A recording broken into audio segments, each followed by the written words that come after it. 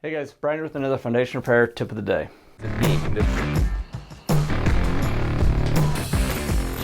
So you have a crumbling foundation or you have a crack in a foundation. When is it the best time to bite the bullet and realize, shit, I gotta repair or replace my entire foundation?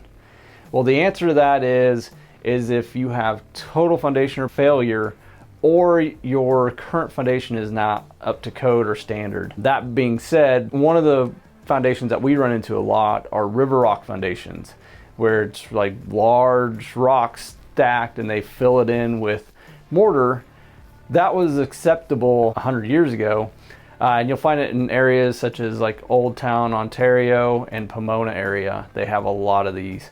So if you have one of these and you're having failure, I've seen some where you have holes and you can see all the way through to the other side where rocks have fallen out, or 100 years aren't going to stand up to a lot of like the earthquakes and things of that nature. So if you have one of those, more likely and more often than not, you're going to have to replace your entire foundation, or at least repair your entire foundation, just because there's no structural integrity left in river rock foundations. And that is your foundation repair tip of the day.